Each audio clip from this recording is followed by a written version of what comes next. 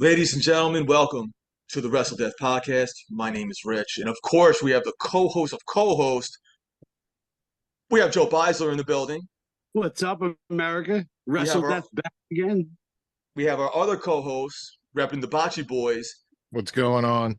the Black Iron Sheik, John Yes. Hammer, Black and Iron Sheik. yes, Great and we'll nick- we'll great get into that. nickname. We'll get into that a little later. But we have the returning Spooky Dust podcast with us. We got David. We got Francis in the building. Gentlemen, what is going on? How the fuck are you doing, dude? We're fucking awesome. Yeah, Yeah. I'm doing all right over there. So I'm happy that we can do a collab. You know, Yeah, Should, no, I, dude, should, I, very- should I very take cool. my should I take my headphones off and let you do your intro? we're already just No, doing I'm good. I ain't gonna blow you guys out right now. it. I miss it though. I miss it. You can do it. Go Oh. for it. You know what motherfucking time it is, bitch boy? It's Spooky Dust motherfucking podcast.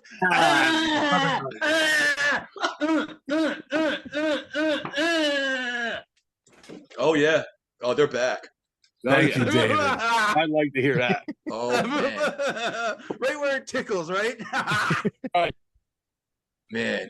All right, so I gotta ask, where the fuck have you guys been? And if do you mind if I jump into this? You can do whatever you I want. mean, we have I'm going to give a historical thing. I know we're going to talk about it, but Yeah. so Francis and I really like to do like a shitload of episodes, and then we chill. You know what I mean? That's kind of like our business model. Last year we did, I want to say it's 47 episodes, just shy of one a year. Plus we produced a special. Plus I did all kinds of, like other little productions here and there and shit. So just super busy year for us, right? Go into this year, no break at all. We lined up, 2 months worth of episodes. The first month went fine. Everything was great. The second month, cancellation, no show, cancellation again, reschedule. And there was we finally got one episode for the little run. And after we got done with the episode, the next day we both looked at each other and like, well, Francis said, and I know he'll say it, he was like, I don't even want this episode to come out. and I don't think it has. No, it has not yet. Oh. But we had such a shitty time. We decided that we were just going to take a little bit of a break and kind of recenter. And, everybody should evolve. Everybody should change a little bit. You know what I mean? Like for somebody to do and love the same thing for like 2 years, your tastes change, life affects you in different ways and shit. And I woke up and I was like, I fucking hate wrestling and I fucking don't want anything to do with it. I'm fucking, I don't want to fucking do the show anymore.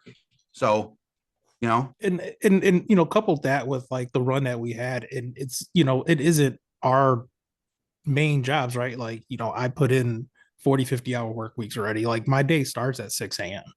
and and some days I go till 7 p.m. So like you worked and then came to this. Yeah. Nice. So like, and that's every day, 5 days a week, sometimes even Saturdays. So for us to etch that time out as far as within, our personal lives too, like with my wife and stuff like that, right? We box that. So to get the no shows, to get the cancellations, and like that shit just takes its toll on you. No, Right. I want to bring up something too. Like, so the purpose of our show, and guys, are you okay with me still talking? I just don't want to Yeah, bulldoze go for it. anybody. Dude, go for it. Okay, so when Francis and I first, what was that? You're free to go. I mean, Okay. go nuts. Yeah. So, but when we first started the podcast, the whole purpose of it was so we can meet a couple wrestlers and get some free tickets and then maybe get backstage. And you know what I mean? Like that was it. Those were the only goals that we had.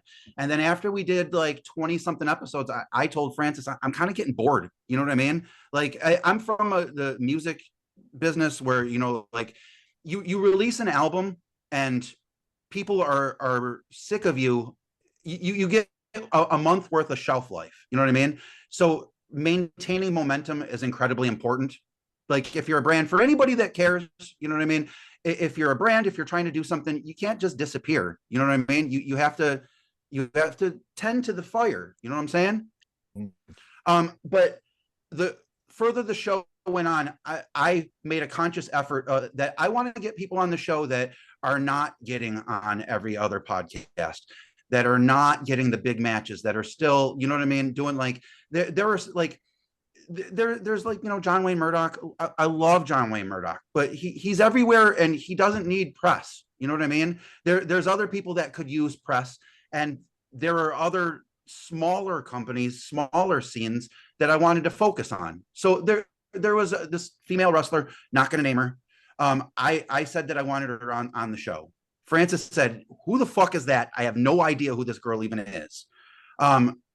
You know, I had to go through a friend of a friend of a friend of somebody that even knew her to even get a hold of her. You know what I'm saying? This isn't somebody that's like, you know, running in the mainstream. And when she no-showed us, like I was like fucking just real, not irritated, kind of hurt a little bit. You know what I mean? Just because we're still not making any money with this. You know, this is like a passion thing, and all we're doing is trying to put people over. You know, like how the fuck am I getting over? That's what I fucking want to know. I got my jollies a little bit last year, and I got fucking everybody close to me fucking looking at me with side eye and fucking hate me because either I'm too ambitious or I'm trying their territory, or you know what I mean? So like all I'm getting out of this is a fucking headache. And it sucks because I still love wrestling. It's turned into something that like I fucking like my wife noticed, and she was like, Francis, I'll stop in a second, but my wife was like, how come we haven't been watching any wrestling? And I was like, I can't even fucking look at it. It breaks my heart. You know what I mean? Because it's something that I lived and loved, and you know, like when I told somebody that I was like, I'm kind of getting sick of wrestling, and they were like, I will never ever get sick of wrestling. I love wrestling. And I said, well, you know, but here's the thing. I was like, you know, I love Slayer too, but I've heard Rain and Blood a million times. I love Nick Gage. You know what I mean? But I'm looking for other people to like and to check out their work. And this person was like, don't you ever say anything bad about Nick Gage. I took a picture with him and he's my best friend. I love him and you can never insult him. And I said, this is crazy, dude. These are fucking grown-ups, dude. So I was like, I don't want to talk to anybody. Dude. So I'm sorry, man, but you know what I mean? Like it just breaks my heart to have something ruined for me. And the first new wrestling that I've watched recently, I watched XPW over the weekend. And you know what? I loved it. It made me happy for the first time in a long time. That no, Joe, I see you giving me the face. I don't love everything. You know what I mean? But like I was saying, I don't love every match at RPW. I don't love whole big ass chunks of fucking shit and no holds barred. You know what I mean?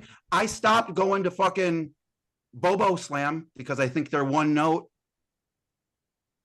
Nothing against the wrestlers. I love the wrestlers. You know what I mean? But I feel like I you know, I've seen it once, twice, 7, 12, 14, 21, 39 times.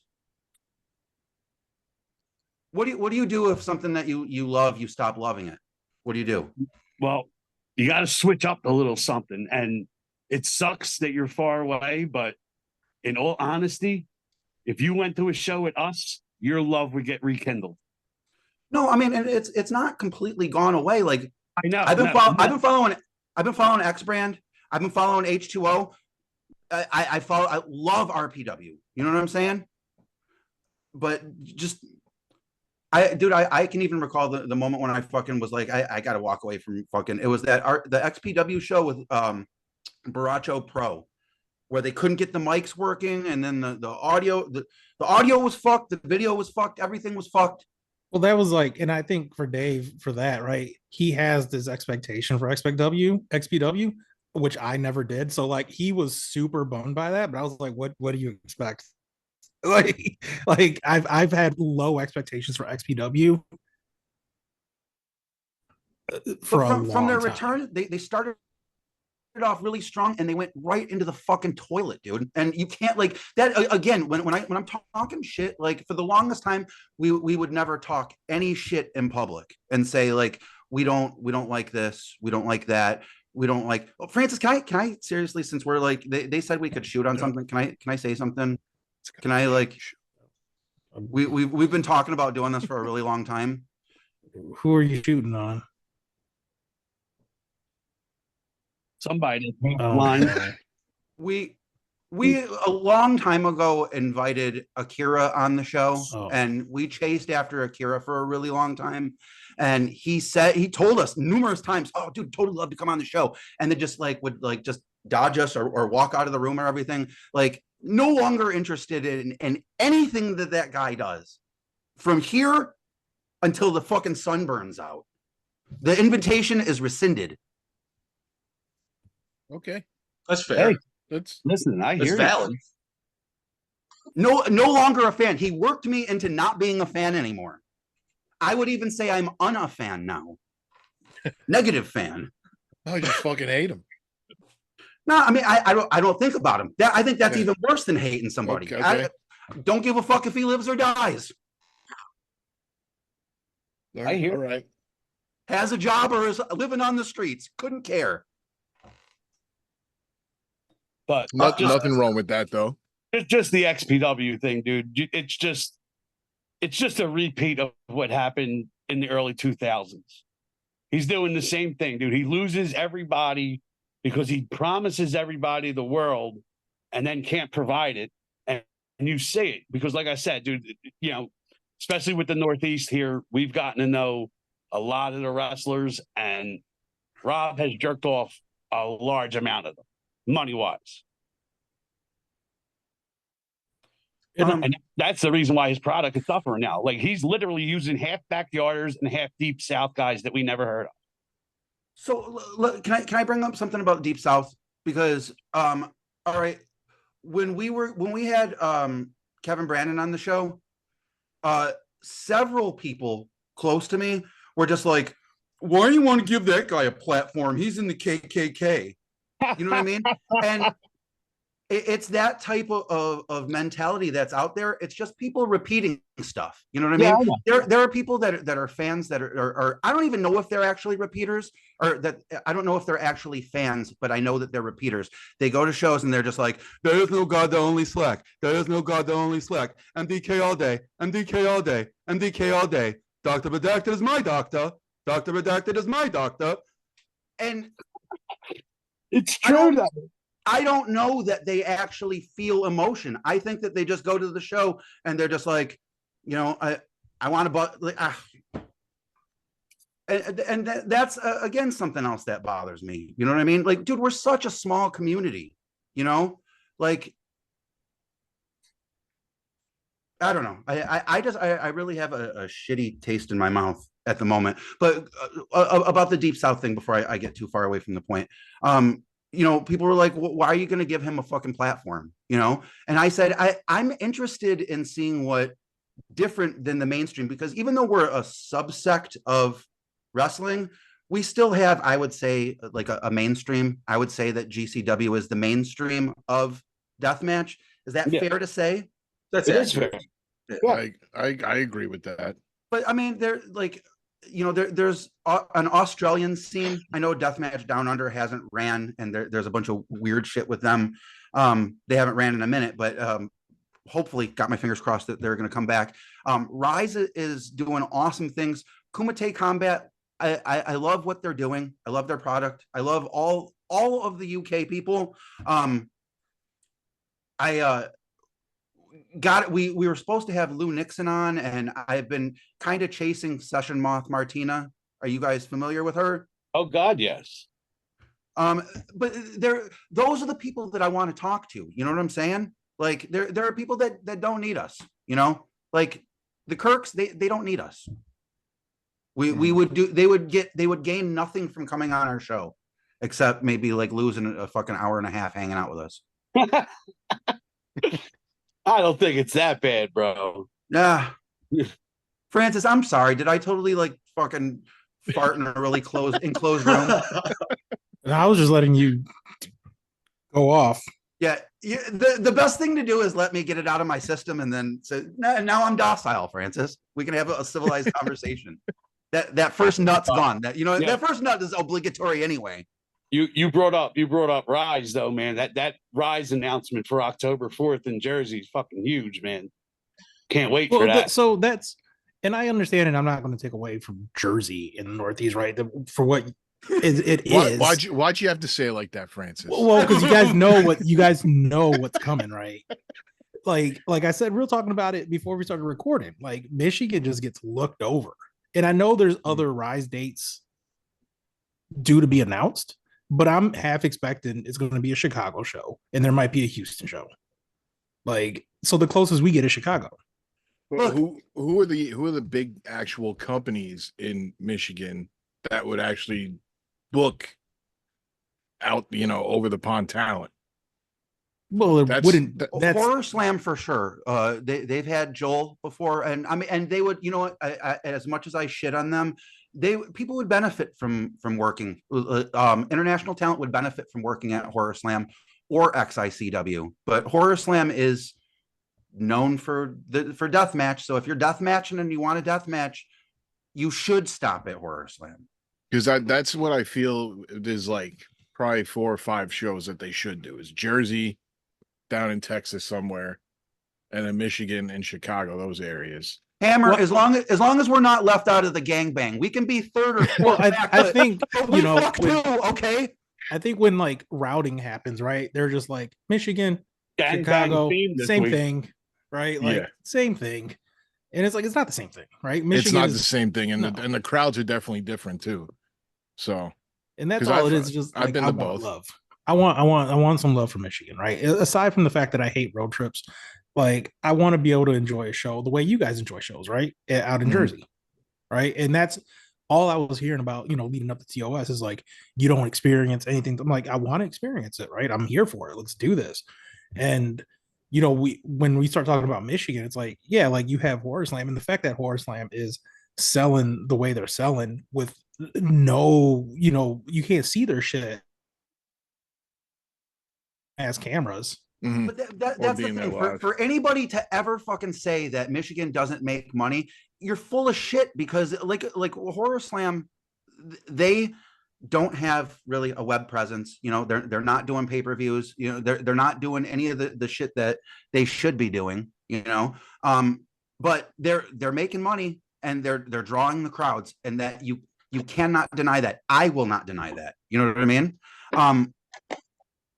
So just, I don't know, people are just leaving money on the table because somebody else is going to fucking pop up. Some fucking jerk off is going to come in and fucking take all that fucking money. I hear you. Okay. Yeah. I hear you. He's just throwing it out there for anybody that's going to be watching. That's it. Maybe it's going to be me. Maybe I'm going to take all the money. Spooky Dust's going to start their own shit. No, I mean, you're David will. I have no goals. That's the thing, and it's like, and we touched on it earlier, and like we did that special last year, and I've said it, and I'll continue to say it. That special was dope. That's all, David, man. That's all, David. He mentioned it to me, and I just looked at him like he was crazy. I was one of those side eyes he mentioned earlier. I was just like, nah, I don't want anything to do with this. Mostly because like I deal with egos at work, right? And wanting to deal with egos in that capacity as a promoter is something I never wanted to do. And in a lot of cases, take that word ego and put in crackhead instead of ego. And then that's what I dealt with. Nice. He's just, almost said something crazy. This is why I'm glad we weeded out our crackheads. No, go ahead, Francis. I dare you, Francis. He's just upset because Listen, I work at a methadone clinic. Well, hey, well, guess what? That's where I'm gonna fucking broadcast my new special. I love it. Yeah. Spooky Dust does the methadone clinic. I'll watch that. And then fuck. I almost said it again, Dave.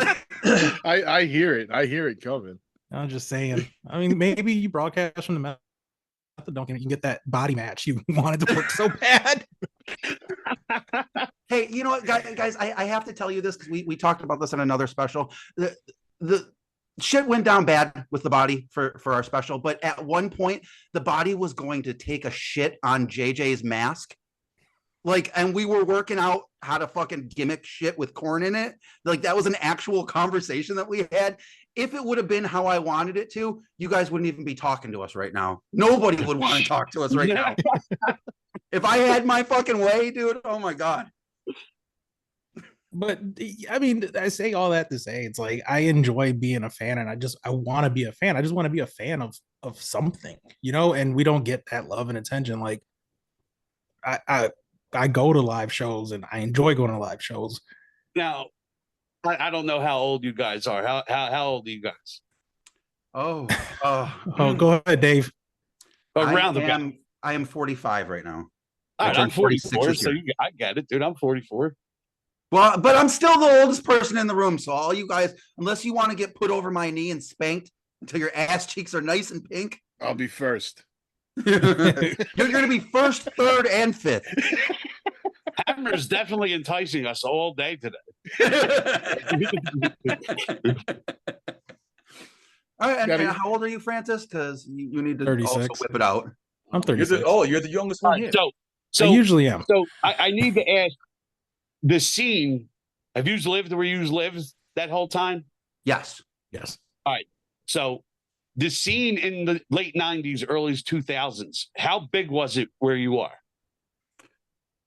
Francis, you weren't going to indie shows back in the day, were you? I went to was a couple, but I mean, I was, you know, and if you're talking about the 90s or whatever, I was doing illegal gang activity. Can you elaborate really quick, Francis? Let me figure out the statute. Let me figure out the statute of limitations and on some stuff. Right here. You're a knock at Francis's door. Well, so my old band was like a juggalo band, and we used to get booked to play like intermissions for a lot of shows, like in Michigan and Indiana and some in Ohio and stuff like that. So I was constantly going to like indie wrestling shows, but back then I didn't really like deathmatch. And it's crazy because we did this indie show in Indiana. It was in a soccer arena, and the main event was Corporal Robinson versus Necro. Oh, all right. But that was not the type of wrestling that I wanted to see at that time. I was into like TNA and the flippity floppity, and I was like, oh, that's backyarder shit. And like, it's crazy where your mind is. And then that's what I'm talking about with like growth. You know what I mean? Like, if I was into the same thing consistently from then to right now, I feel like I would have cheated myself out of experiences and opportunities. And you know what I mean? So then that's probably going to blow your mind that I've been watching deathmatch wrestling for 27 years straight. Okay, yeah. So, wow, man. I mean, but are you've never gotten sick of it? No. You've never wavered? Nope. So I've quit watching wrestling, period. Like, this is my maybe last year I quit watching TNA again. And I was like, that's it. We're broke up. I'm never gonna watch TNA again. And that's like the fourth time I've quit watching wrestling. But I quit in '93 for the first time. You know what I mean? First time I saw Doink the Clown. Well, listen, no. 93, those mid 90s WWF. If we're going to go rough. back that far, you're right. That era of wrestling around, because around 92, 93, I stopped watching wrestling completely. Wrestling won me back because I was flicking through channels one day, and it just so happened to be the day that Scott Hall showed up on Nitro the first time. Oh shit, my God. So I just got lucky and seen that. And without like the internet the way it was back then, my, 16 years old, I'm like, oh my God, WCW and WWF are finally going to fight each other. But that's not what happened. But the NWO wound up turning me into a fan again. And from the NWO led to ECW, and I live in Philadelphia. So I went to ECW every month. So hold on a second. Just weirdly enough, so you liked WCW but not WWF during that time, or were you somebody that indulged in both? I didn't like WWF again until 2001.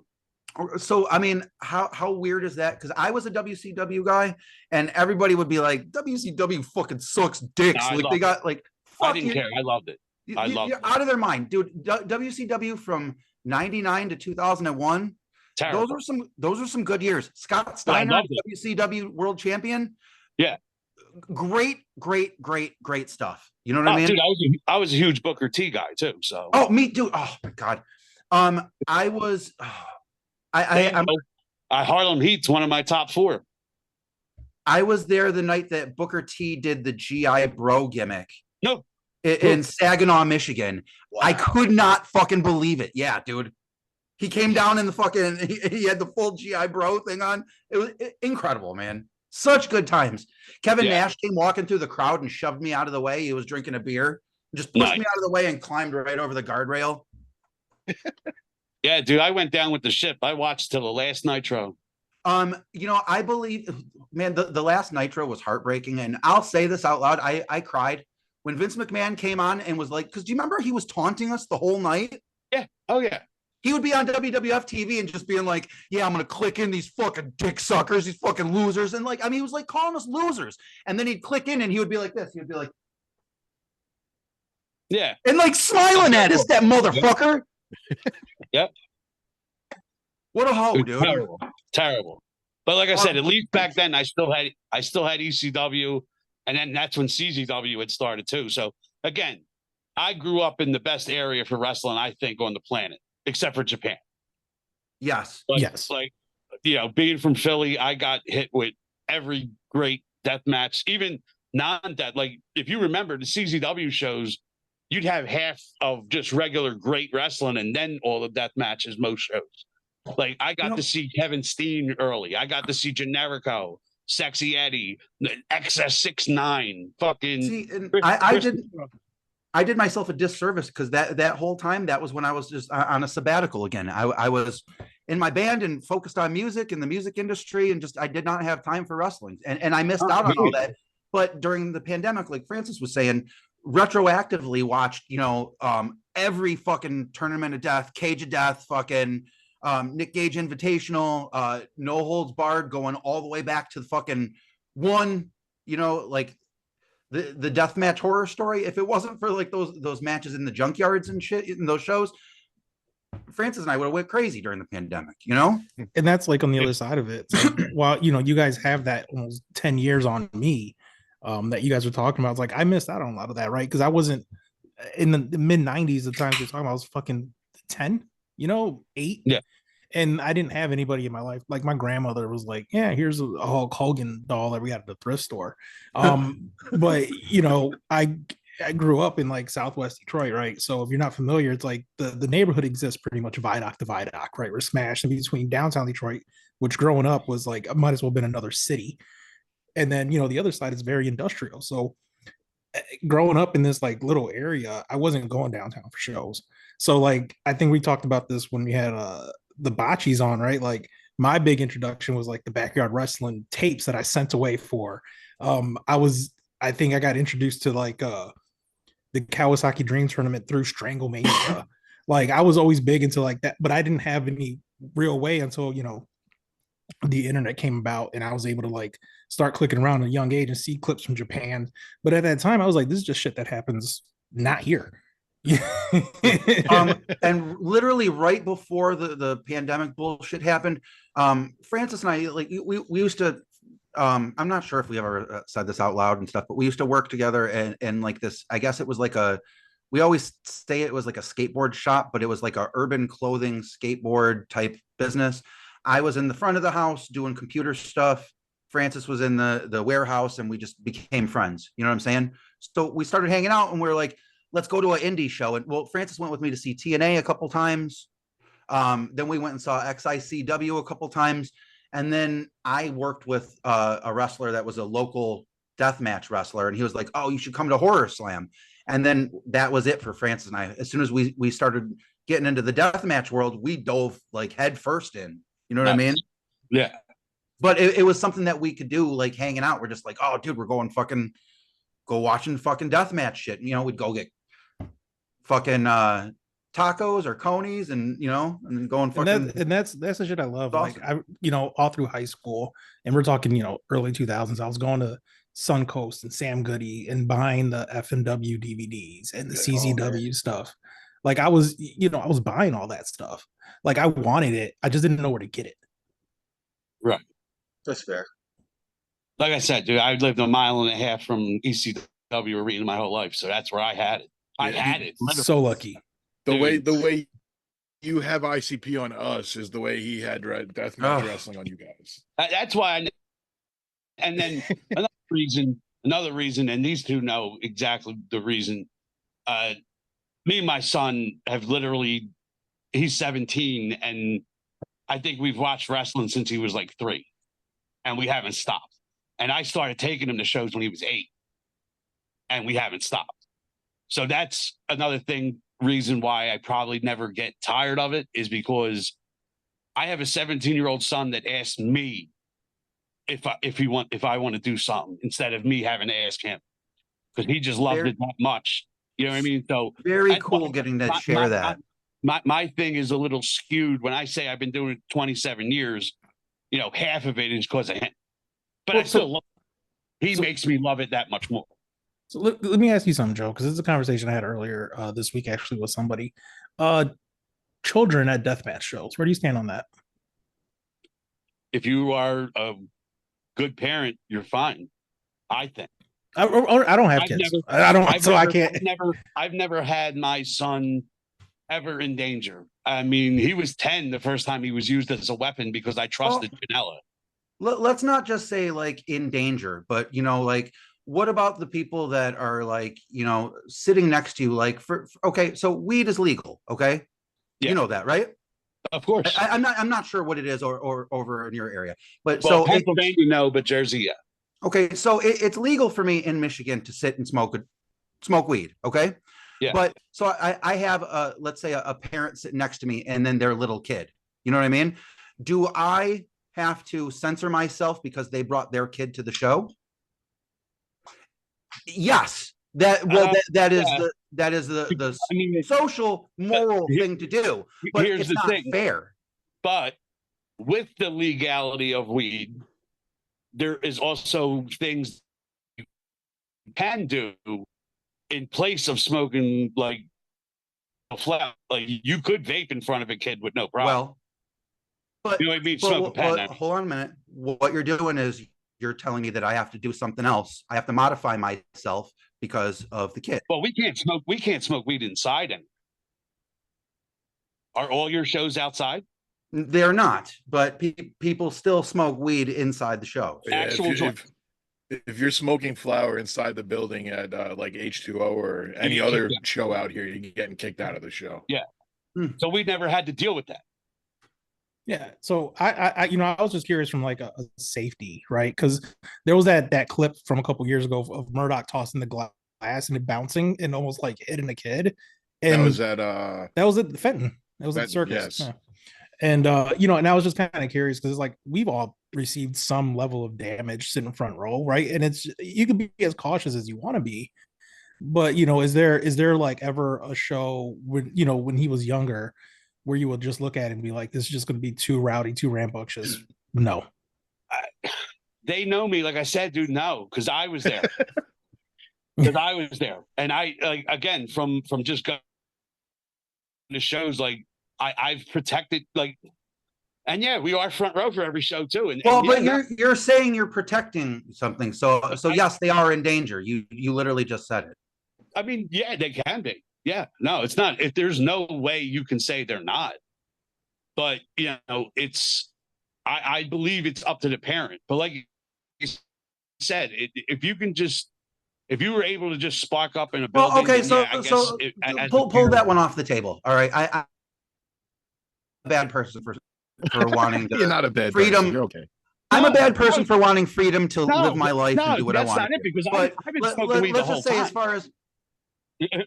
As far as protecting somebody or anybody, I didn't sign up for that, and I don't appreciate the burden. That's all. I hear you. Yeah, no, I was just curious. I don't have any children, so like I have. Yeah, I don't either. I'm kind of like in the middle of it, right? Like I'm all about responsible parenting, right? Which is like and your approach.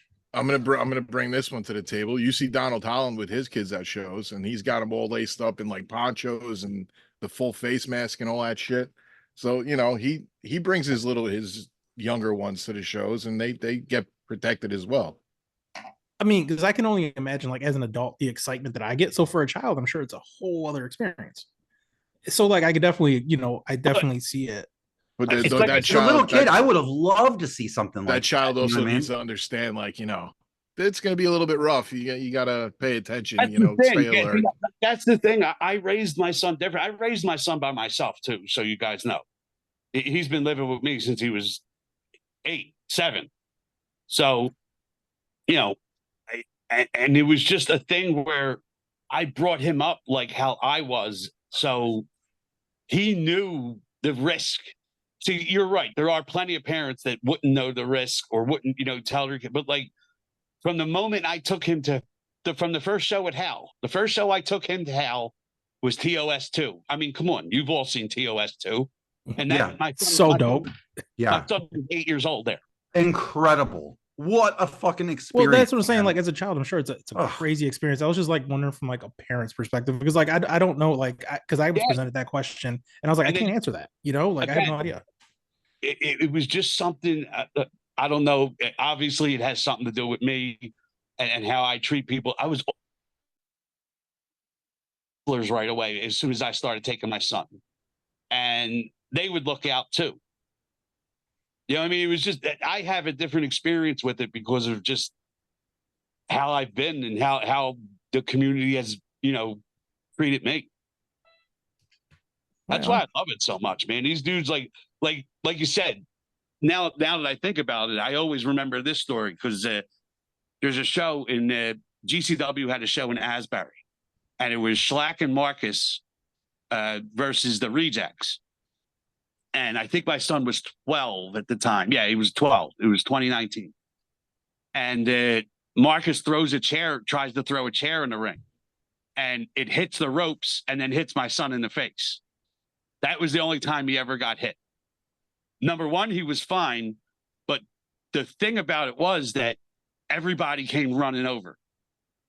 The security, wrestlers that weren't in the ring, everybody just to make sure. Like, it was just that level of like trust and the respect that they had for us, that they were going to check on us immediately. And like I said, no, I've never felt him in danger. He could have gotten hurt with that chair shot, but luckily he didn't. And that was literally the only thing he ever got hurt with. And that's 10 years we've been going. That's good. I mean, that's good to hear. It can, we talked about earlier with like Horror Slam in their 4 shows a month. Like Horror Slam in their draw, you see like new people show up and you see kids, and then like progressively as the night goes on, they start pulling back further and further and further, and then you just don't see them again. It's like what I guess you had that. Yeah, and even Hammer and Rich have seen there's plenty of little kids at H2O now. Yeah, there was a bunch of kids Sunday. Yeah, and like I said, man, it's just a lot of the good wrestlers, like smarter wrestlers too, they'll avoid like doing something crazy and right there. You know what I mean? If a spot's set up, they'll make sure people get out of the way before they even get there. Like I said, I've never seen a problem. Unfortunately, Dave's favorite wrestler, Akira, has used my son as a weapon before. I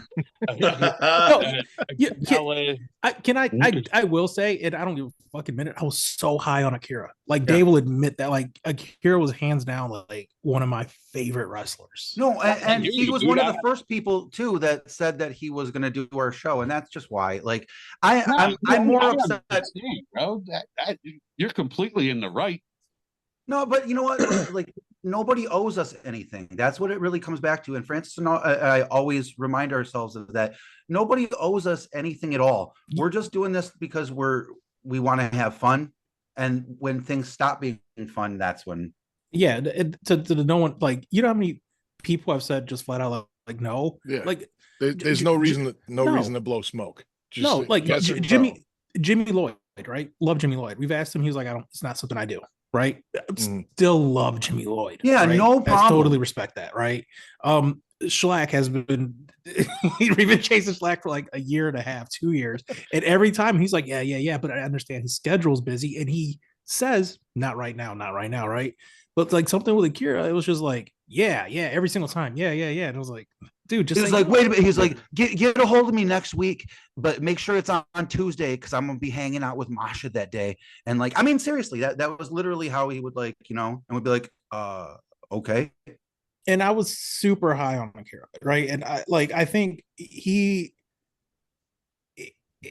we saw a no rope barbed wire match with him and Pondo at ICP's where that was our first no rope barbed wire match that we had ever seen in person, correct? Yeah. I think it was, yes. That's wild. So I mean, at JCW, you know what I mean? Just all the things lined up for that being an awesome experience. Loved Akira at the time, loved Pondo and stuff, and just it just sucks, man. My first no rope barbed wire was Sabu and Funk. This guy. Yeah, how the fuck do I kick him out? This fuck, yeah. Can somebody mute this guy? I mean, you know what though? I want to talk to you guys about the Sabu Terry Funk barbed wire match. Do you think that match really set the standard and a very high one for a no rope barbed wire match? I have to jump in right off the bat. I think that match still stands up to this day. It's proof for anybody getting into deathmatch wrestling or anybody that's desensitized by tubes that you can have a deathmatch without tubes. Mm-hmm. Right. Because and I love tubes so much. Like I always say when I watch regular ass wrestling, that's like my biggest problem is just, watching WWF. It's just like after like literally a minute and a half, I'm like, where are the fucking tubes at? Well, spooky dust. Like, God damn it. No, but the Terry Funk and Sabu match, the pacing, the violence, the spectacle at the end, you cannot. The storytelling that they did going from how they started off at the start, not just how the feud progressed, but to the fiasco at the end where like they were really worried that somebody was going to fucking die because you know what I mean? They got like barbed wire. This is the first time you ever heard Sabu talk. You know what I'm saying? Or at least one of the first times. And you can hear him being like, it's fucking pressing up against me. You got to do something, like. I think that there's a lot of modern deathmatch that could use going back and watching that. Damn right. Because there's so much more that they could do with the art form. And it is an art form. And I still believe in it being an art form. So yeah, to answer your question, yes, I think it's the storytelling, right? People talk about that now, right? It's the storytelling. I think it stands up in the same way that people always cite, Foley and Funk in Japan, right? The finals. Right, not a single, no glass. Right? I mean, explosions, but no glass. And not to say there wasn't glass in that tournament because there was. Right, there's, and I think it was was it the Tiger? There was a spot where it's like I think it was Tiger. Yeah, like he bumped into like a box of glass, but it wasn't tempered, so it just sharded. Like it just shards of glass. Yeah, and they weren't too up on their shit yet. Yeah, so it's like, but so many people, because we've talked to so many people say that's what got me into it. That's what got me into it. Not a single fucking piece of glass was used in that match, but it was the storytelling, it was the hype, it was the emotions behind it that I think just sold it. Mm-hmm. Yeah, I mean, like even like Sabu Terry Funk, like it started slow. It's kind of like, all right, so who's gonna be the first one into the barbed wire? Yeah, you know what I mean. It started slow. Hurricane Rana, 1-2. Terry Funk kicks out. Sabu into the barbed wire, right? And then they get outside the ring. Now they're wrestling outside the ring. They get back in the ring, and it's a whole. It's this dance of danger. Yes, right. It's exactly. It's like you are terrified of that barbed wire, right? Like they make you scared of it. Whereas opposed to like sometimes now, like I know Dave and Joe were all fans of glass and tubes and stuff like that, but it's like the no selling of tube shots. It's like I am completely not a fan. I really believe from the bottom of my heart, I don't care how anybody else feels. I think it's ruining the art form because it's totally diminishing the storytelling. If somebody can take a tube shot at the start of the match and smile, and then a minute later take a tube shot and be completely annihilated, that's not psychology. That's not storytelling in the Marvel universe or in wrestling. You know what I mean? No, I totally get what you're saying. One solo tube really doesn't hurt though. Oh no, I believe it doesn't. That's the thing. It's like it doesn't, but it's. I'm sure after a while, once you're busted open, you're getting that glass in you. Oh yeah, the glass and the blood cuts. Yes, I'm sure. Well, I've been hit with solo tubes a ton, and I got hit with my first bundle Sunday. So a bundle does hurt. And that's the thing. What was the context of you getting hit with a bundle? You were just standing there waiting for like a hot dog and a pop, and somebody. No. I'm in an angle with Chando and Hardcore. Oh man, I'm running behind. God damn it! Yeah. For some reason, I love. I'm behind. Chando. I'm literally behind a week on everything right now. Mostly because like I've seen Chando defend his wrestling more than I've actually ever seen him wrestle. So, Fuck Chando. Chando's going to get his ass kicked in August. Can I pull back? I don't know even know if I should say this out loud. But when the whole thing started off, because I'm friends with Hardcore outside of wrestling, so I messaged him and I was just like, "Holy shit, dude, is this legit?" And he winked at me and I was like, "You fucking cocksucker," because like I totally got worked, totally got fucking worked. Well, that's what like for a minute I was just like, holy shit, dude, this is fucking legit really going down. I can't believe this. Again, because I creep the Deathmatch Elite Facebook group, right? And like I see Chando up there, always like people are shitting on him. I was like, is this legit? The people, like I said, I've never seen him Chando really does not deserve to be shit on that hard, man. But I've Chando's seen him, good guy, man. I've seen him defend his wrestling more than I've actually seen him wrestle. So, like maybe I'm missing something. They go so hard on the poor guy, man. But it's hilarious. There were times where Chando had the fans on his back, and he has jumped back and forth with the heel and face a lot too. I think it's hilarious, and like it's just I'm not going to tell you who, but a lot of it is wrestling. If this is his angle and he's going like, there's some assholes that just straight hate him, but there's a good amount of some of them that literally are just fucking with him. Well, and if that's the case, like bravo, right? Because there's that drama, there's that storytelling that we were just talking about, right? Like I don't know if it's real or fake. I want to hate the guy, right? But I don't know enough about him. I want to bandwagon hate him. That's where the good storytelling is, though, is where you don't know if it's fucking work or shoot. Right. Because there's been many a times that I'm sitting there watching certain people and I'm just like, I don't know if this is fucking real right now. Like, do I need to get closer and try and separate it, or do I just let it keep going? I just and let believe it keep me, going. With the shit I said about him, I definitely deserved that bundle shot. Francis, you know Adam, our boy. Yeah.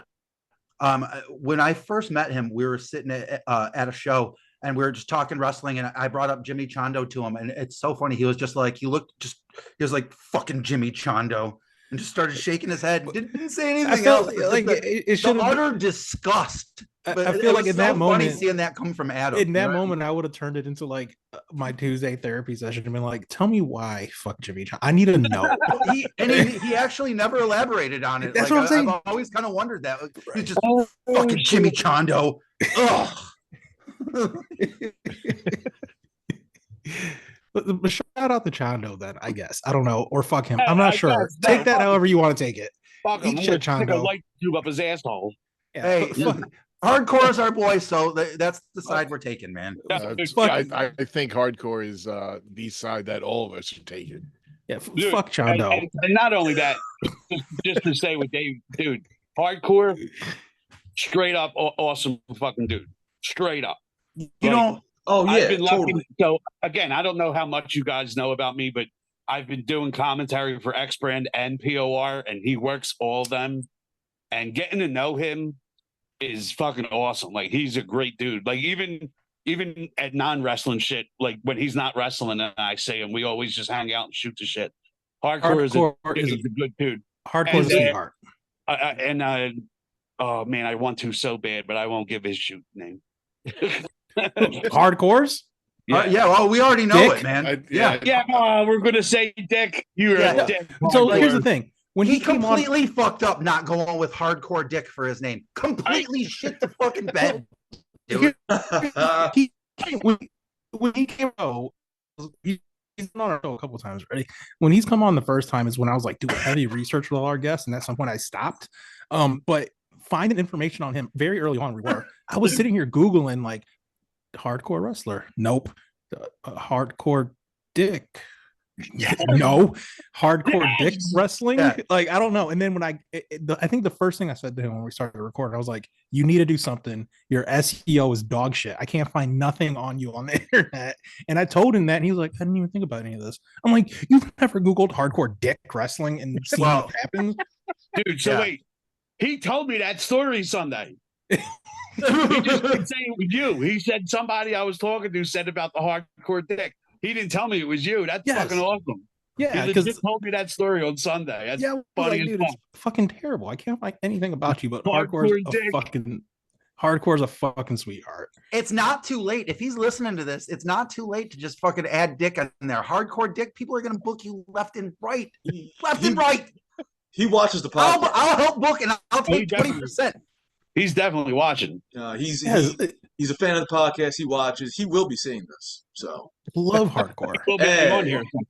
Yeah, I love hardcore. Fuck Hondo or whatever. I don't know. I'm still not sure, but I love hardcore. It's all right, dude. It's wrestling. Hate guys, and fucking love whoever you want. That's what's the best part.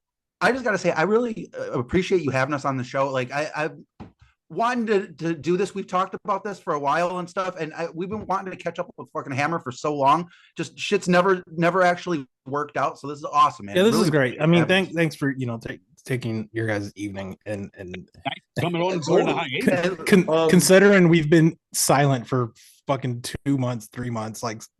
So who was I talking to on Instagram?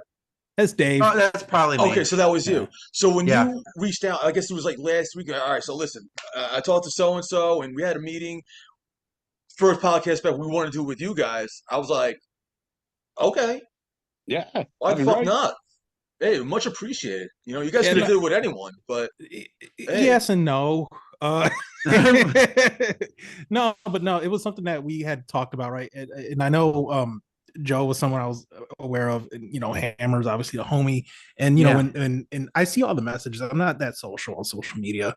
Like I think I have a friend Francis lurks. That's really the truth. Francis. I think I think Hammer's requested me on Facebook like 8 months ago. I'm not ignoring you. I just don't have any friends on there.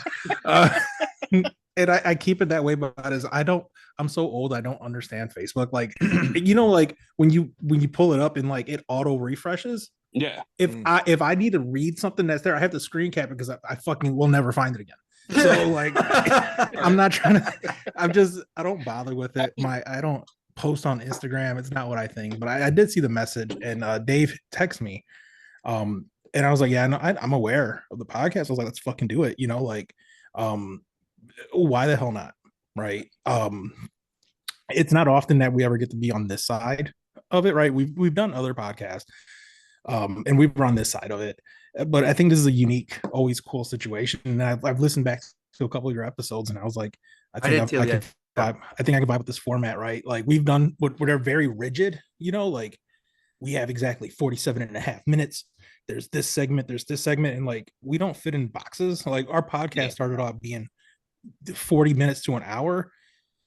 I think the botchies, hour and a half. Yeah, I think we did 3.5 hours with the botchies. Like it's like, you know what? So did we. Yeah, the first podcast that we did with Hammer, it was like he wanted to come on. It's like, all right, let's just do it. It was 3.5 hours, and then the next day I text Joe, and I'm like, let's make this a weekly thing because like it went that fucking well. And we're like, hey, that's what it is. And now I'm here. And now exactly. Hammer, I had the you and Andy did a clip for us where you said, oh, you're watching Spooky Dust podcast, and I think you gave him the gusset and he started like bleeding. I had that ad prepared, and something came up, like somebody that was in the ad canceled on us, so it didn't end up working. I never got to fucking use the footage, and now he's gone from the fucking crew. But it sucks because I literally had that in the fucking chamber for like, I was like, oh, I'm gonna fix it next week. I'll fix it next week, and it never ended up happening. But Well, it was such a cool clip, though. It sucks. when you're ready to come back and start the Spooky Dust podcast again, I'll get Joe. I'll get Joe with a Well, that's gusset. the thing. It's like when we get the wheels up and running again, like you guys are coming on our shit, right? Yeah. Of Yeah. course. Yeah, we'd Oh, love good. to. Good. There you go. Why the so- fuck not? So I've recently become acquainted with Justin from X Brand. Okay. I've been talking. Do you know Rob? Yes. Yeah. I don't. So Rob and I have kind of started becoming friends and stuff, and just making a lot of friends on the East Coast. You know what I mean? We're good people. Most Yeah. of us. Well, I gotta Most of come us. out there, man. Listen, come out to H2O. Please. Come out to GCW. We have. I want to. I want It's to. not. well, it- Francis. So then we can actually corner Matt. You know what I mean? And he can't get away from us. I'm not cornering Matt. I'm not cornering Matt. No, So both me and you, Like- Francis. Like we'll just get him. I mean, he can. He would You take you get both his out. legs. I'll jump I'm on not- his back. Like we'll get something. You know what I mean? No, I'm not getting. Yeah, I'm not you cornering get him. fucking annihilated. That's what Yeah. you'll get. So I jump. We Yeah. meet Matt. I jump on his back. Francis doesn't jump on his This- leg, and I end up getting fucking tossed. We need to work I this don't know, shit out a dude. little bit better. Sullivan will probably bite your balls. The Don't threaten me with a good time. the comments made by David are exclusively David, and that's Dookie Does Podcast. I I'm knew not there was a attacking that trademark. disclaimer coming. I'm not attacking Matt trademark. I just meant we can get him and make him come on the podcast. Listen, Not- I'd you like gotta- to come. You got to understand. We pulled we pulled the fan heartstrings to get him on ours. So he doesn't do many. No, we know.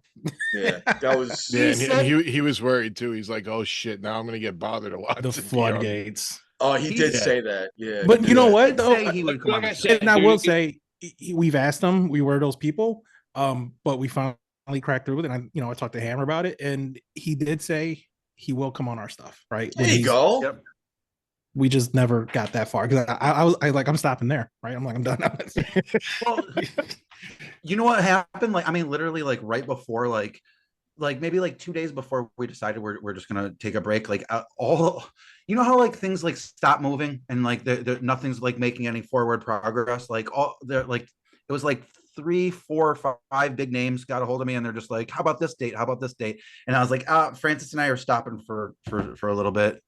But like people that I've been like chasing forever, you know what I mean? Yeah, once you say you're done, then all of a sudden they start. Yeah, It's that's. still just rolling in. Like, fuck. Do we stop still now? There's still quite a few things. and we're coming back. Yeah. We're coming back. In what capacity? It's TBD. We're coming Mhm. back, right? We enjoyed doing it. It's just It was But fun, dude. You know how many times I'm on road trips going to wrestling shows and everybody's fucking sleeping in the car, and I just put you guys on. I listen to old podcasts and shit. and Danny's like, fuck, turn these guys off. Oh, he's got his headphones on, sleeping in the back. He's usually one of those motherfuckers that sleeps the whole fucking Yeah, ride. fuck Damien. But- No fun piece of shit. Mittens is usually awake. Mittens is usually shotgun with me, and he's awake, fucking co-piloting. No, but we had fun, and the return is gonna be special, right? And it's imminent, right? We're gonna keep doing Yeah. it. Yeah, But It's on the same hand, you not have to be such weird. you've had such a good fucking role right now. Why not come back? You know what I'm but saying? You know what? Not to be a bummer, but things don't last forever. So if That's- I could, that's if right. I could give anybody that's a fan of Spooky Dust any advice, it would be enjoy us while we're here because it might not be forever. You know what I mean? We might move God, on to no. the next party. You never know. And like, it's not going to be a slow stop for us. It's literally going to be like, Francis, you know this. We've said this before too. It's going to be a very sudden stop. That's it. You know what I mean? It's just gonna vanish Like, one 'cause day. there's- That's it. Francis and I have to be friends, Mhm. And when things started getting weird, like, that was another reason to fucking pull back, But if we're not friends, then fucking we're not doing the fucking show, And our friendship is more important than fucking Yeah. the show or wrestling or anything. Yeah. Fucking If I right. can't go and get tacos with Francis, then fuck it, dude. I love tacos. I'll You do know what, tacos though? with a train. It's totally okay to take a break, take a step back, and to regroup. There's nothing wrong with that. And that's Yeah, what we needed to do. big You know, time. that's what we needed to do, right? And I know there was stuff that David wanted to work on and that I wanted to work on, and like we just needed that break, right? Like, and I'll keep mentioning it's like we couldn't spend our time chasing Akira around, you know. And I'm using him as the Yeah. blanket statement, you know. Can I plug something real quick? Because Totally. I very rarely ever do this, and I always feel like a fucking prostitute every time I do this. My production company Silver Ray Gun, we produce the Famous Monsters show, but I do music videos and I do like all kinds of fucking other video work. I do a lot of green screen special effects and I do animation.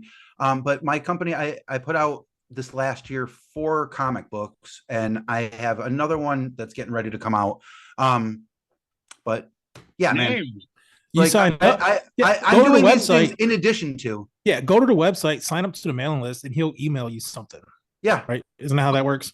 It- I got it is, physical but copies because I'm the man. So my website is down at the moment because I'm retooling it to put up new comics. But my company Silver Ray Gun, you can find me on Facebook, and you can read the first 3 editions of the comic. I write a comic about a deathmatch wrestler who's a superhero. It's called Nice. The Tree Mysteries. The guy dresses up in a costume as a tree and goes and hits people on the streets. He's like a Batman, but he hits people with light tubes. Nice. Okay. No, that's what's up. And Do me a But favor, send me, I do that in addition to the fucking show and my Yeah. shoot life, you know? he's Send me all dressed the like a tree. send me Yes. the info on Instagram, and I'll put it in the description, and I'll put it on the Instagram. Oh man, that'd be awesome. Yeah, Yeah, dude. I have And now nothing I to plug. might have to go check this out. I want to see this tree, dude. Are you into comics? Oh, big time, bro. I will send you all my shit. I'll send it to your email. I'll send you PDFs of them. All right, my man. Awesome. Thank you. Appreciate you guys letting me plug that. yeah, Nah, totally. dude. Listen, I can't wait to get. Again, I don't usually read Marvel, but they're doing the Godzilla covers. I'm buying all of them. I saw them the other I'm a day. huge Godzilla mark, big Godzilla mark. Really? Oh my Did god, you like the new movie? loved it. Wait, which Really? one? -0. Love -0. Yeah, -1 is the fucking one of my favorite movies of all time. What did I see? I saw that they are they doing a new Biolante movie? That's what the next Godzilla Kong is supposed to be. Oh, they're adding Biolante into the mix. Yeah, Awesome. and I Awesome. heard Destroy. I heard Destroyer, but not yet. You know, I was talking before we came on about that pinball, the virtual pinball that I play. Yeah. They have a Godzilla table that's fucking so awesome. There's Godzilla on the table, and the spikes light up and it shoots shit out of its mouth as you're playing. It's so fucking. It's a little disorienting because it's in like 4K and you're just like, what am I looking at? But Dude, great table, man. We played the Godzilla VR game in Atlantic City. Unfamiliar. What is that? A virtual reality Godzilla game. Like, well, you're like looking up, being like, oh Yeah. shit, and running. Yeah, Oh, really? Yeah. Wow. yeah, dude, sick, You just look it up and run it. dude. Like you got The whole game is like being like, oh shit, oh shit. you got to try to do shit. You got to do shit to like kill the monsters, but they're chasing you, dude. It's fucking nuts. Everybody on headphones, all just being like, They're like that's my running away sound. I would have just had an asthma Yeah, attack. yeah. Like I got the background. I'm not going to take it off, but like I'm looking at like my Godzilla collection right now from where I'm sitting, dude. I have every Godzilla figure that SH Monster Arts ever put out. I have probably said this on the show a bunch. My grandma got me into wrestling, and she was into like fucking roller derby. But my other aunt, she was always into Godzilla and fucking like kung fu films. You know what I mean? Nice. That's because they used to come on in the afternoon. See, I would always get the Saturday morning double horror feature, man, and that's why I'm so deep in British horror. You know? That's good too. You guys got such cool collections. I don't have anything. Dude, did So, you ever see my picture? Francis, What? did you ever See the picture that I put up? What's in the cabinet behind you, Francis? That's a great collection, I think. Oh, the liquor cabinet. Yeah, see, that's a great collection. Of No, course, it's coming from me, but yeah, no, it's a bunch of. Hold on. Actually, it's funny because This is crazy. I've never even seen this. Wow. no, it's funny because I'm yeah, like no one's ever pointed it out. But I have I had a thing wherever I traveled out the country, I would come back with a bottle of liquor. So I have bottles back there from like almost every country I've ever been to. So like there's stuff back there from like Belgium, and I have like a bottle of tequila that was meant for that the president of Mexico had casked for the year 2000 New Year's. oh damn. Okay. So each bottle was numbered out of 2000. They were meant for his presidential party. I have one of those back there. Yeah, see, and you're talking about you don't have a collection or something. That's very worldly of you, Francis. It's like high society. Have a liquor cabinet like that, and not like a liquor cabinet like it's that there's my fucking hooch in the corner. You know what I'm saying? Like, like no, I mean, like stuff actual back- like liquor, like high class liquor, not like fucking, you know. Yeah, I have some like crazy shit from the Philippines in there. Nice. Yeah, that's what's back there. Yeah, see? I have Nerd House. Well, I heard when you were talking to Redacted, when you guys got done with airport talk with Redacted, you mentioned your toys. You have a bunch of figures. Oh yeah. Wait, hold on. Is that Joe or is that Richard that collects Masters of the Universe? That's That's Joe. me. Joe. Yeah. So you are a collector of Masters of the Universe? Masters of the Universe, Transformers, Star Wars, and Godzilla. Okay, so I am a serious like mega collector for Masters of the Universe.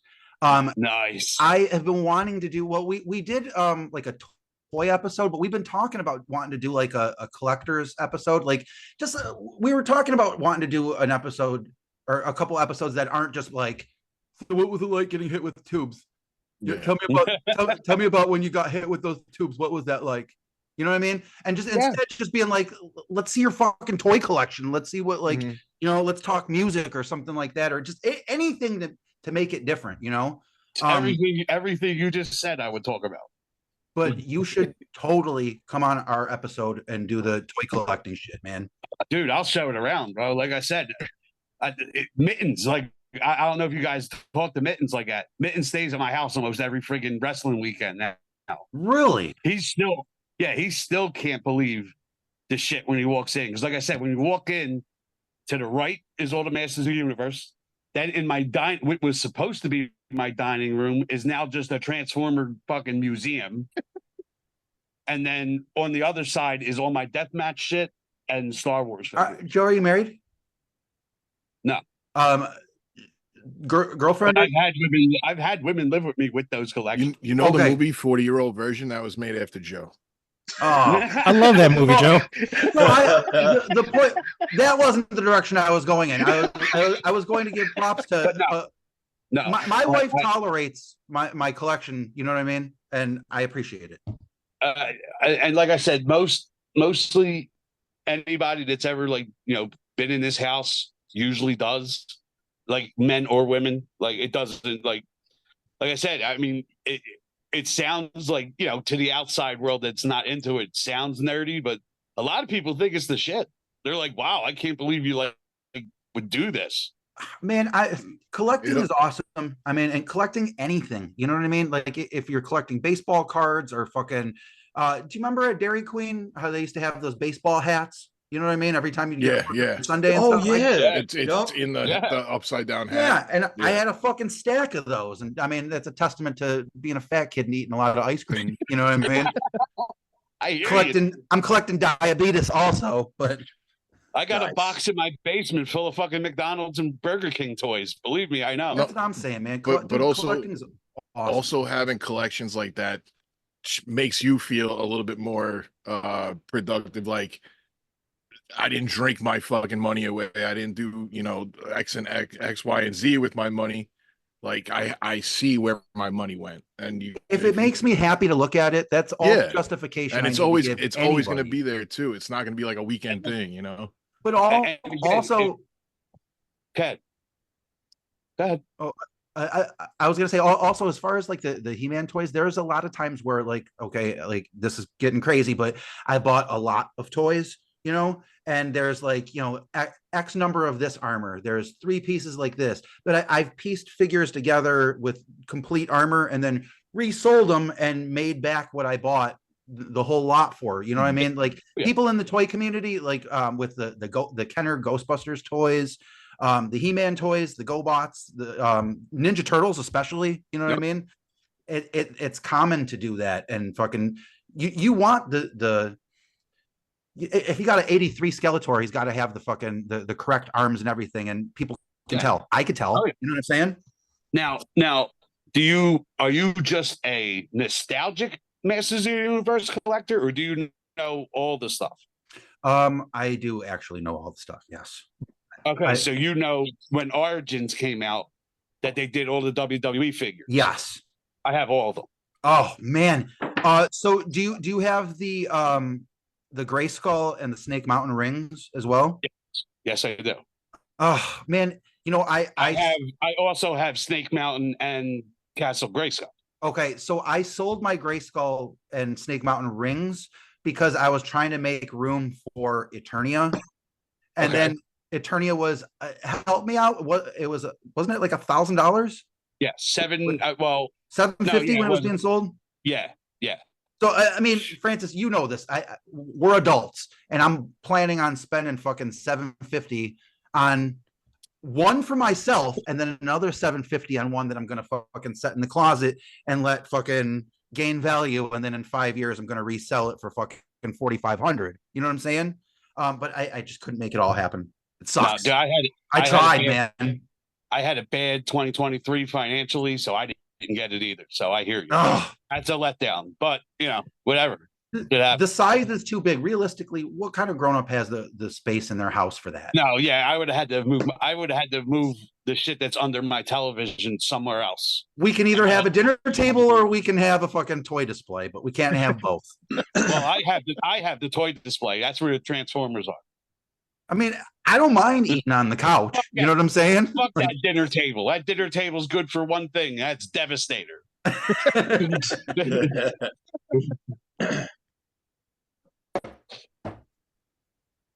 My goodness. And Voltron's the only other robot allowed to stand with my Transformers.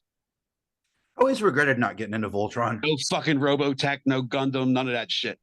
Voltron's the only one allowed. Voltron and Thundercats just never really did it for me, you know? I just always dug the actual Voltron figure. It wasn't even about the show. I just thought it was cool that it was fucking 5 lions, all different colors.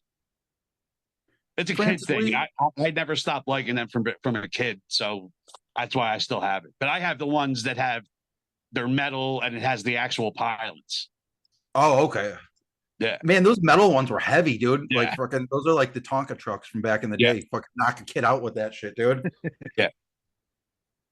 Francis, were you into Power Rangers at all? Well, that's well, I'm totally not talking shit. Like that's like within your age, right? Yes. I don't mean it like that at all. It sounds like it, but it's not how I mean it. Yeah, I was. Were you really? Yeah. Power Rangers were the shit back in the day, man. I enjoyed them. They're very popular, but that was one age bracket underneath most of us. Yeah, I couldn't get into it either. I was never into it. And when my son was into it, it was weird, and that's why I got him into Transformers. Power Rangers was getting big right when I was getting too old to be collecting toys. You know what I mean? But it's weird because you hit like 22 and then it becomes legit again. You know what I mean? Yeah. Yeah, no, you're right. It was around my mid-20s when I really started liking the shit again. I was like, you know what? I'm gonna fucking take all my toys back out. My girlfriend can fuck off.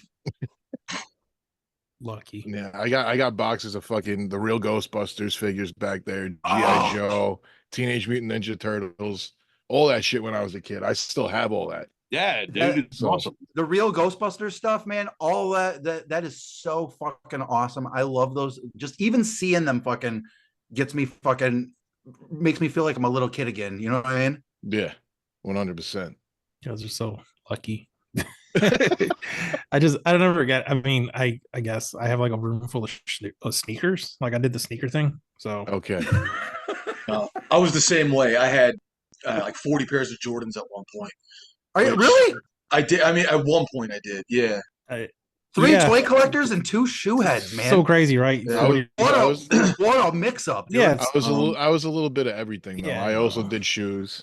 I'm a big shell toe guy.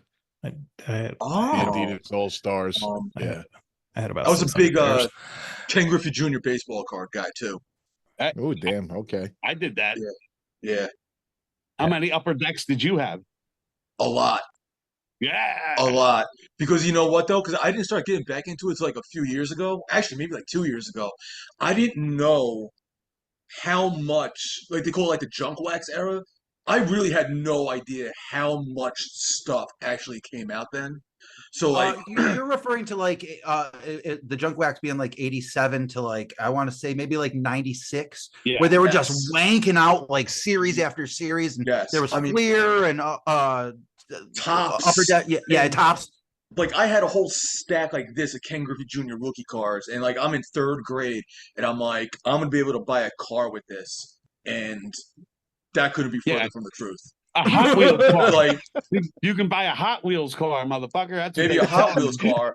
I mean, listen, if I had a Mickey Mantle rookie car, we're talking about a completely different story here. But Right. I mean, those still go for. You get that in a grade 10. I think the last one sold for like $26 million or something like that. Man, I used to collect like all those like the weird cards. Like there was this they were called weird ball cards. They were like drawings of like these weird distorted pro wrestlers. Okay. But I used to collect those. And Francis, I know you remember the serial killer cards, trading cards. I didn't remember those. I think I had all of them. I might still have. My mom was really into that. I used to buy them. Like I remember putting those in her Christmas stocking. Super weird. Yeah, I'm a little weird. You know what I really like right now? The Deathmatch Kids trading cards. Love it. Man, whoever did the idea. artwork, it's looking good. Those Right? the artwork for all of that shit looks Man, amazing. like, what a The cool AJ Gray one's so good. Yeah. Yeah. No, big ups whoever came up with that. Like, what a great idea. Yes. All right, cool. Yes. I love it. They should have packs of cards. They should go old school and have like fucking garbage pail wrestlers. No, but you know what though? It's They will more get there. it's more dope doing it the way they're doing it because they're giving the artwork to the wrestler and the wrestler can do what they want with it. So therefore, if you want the whole set, you buy it from the wrestler. True. You And know, they got that's the, and they I'm got not the that rich yet, motherfucker. yeah. And they I'm have the trying. shirts with them too. yeah, shirts, fucking Yeah. stickers, cards. Yeah. I know Biden Murdoch. trophies are- Murdoch, I know did Rolling tray. rolling trays, lighters. Yeah. Yeah, he went all Yeah. out with that. Hey, really quick to just go off on the merch thing because I've been meaning to bring this up to Francis, but I can bring it up to Hammer at the same time. Did you see that sneak peek of the Gathering merch yet? I have not. No. Francis, did you see that? No. I saw it the other day. It was floating around online. I haven't. So I'll have to keep an eye open for that. Are you guys gonna make the gathering this year? No, no. Oh. I love that reaction, Fritz. Thank you. I mean, it sucks that you're laughing, but you would probably like it, right? Use are old juggalos. Well, Yeah. Well, have you guys been to one? I don't remember if we've No. talked about I that. didn't. I did Novi way back. Okay, okay, you did the very first one. Yeah, Yeah. but But I don't go- like camping. yeah, there it is. Camping, man. That's why you hotel and then go like midday. That's that. I know we discussed it. That's an option. It is. That's- I'm still 50-50 right now because I was out of work for a little while. So I didn't really have the funds to put away. But now that it's back on the table, I might, but I don't know yet. Not this year, right? Or are you thinking this year? This year, yeah. Huh. This year. I was gonna say if you want to plan for next year, let me know. Ugh. I mean, we'll see how I Oh, feel. shit. If I go this year, we'll see how I feel after it because I might just be disgusted with it now. Really? Yeah. Static X is gonna be there. Well, I mean, I know I'm saying how the whole fan situation will be now. Oh, it's Oh. wildly different. Because I haven't been to a gathering since 2012. Well, I liked the fan. I think the fan situation is a little bit easier to be around than back in the day. Back in the day, it was just as toxic as you Really? could possibly be.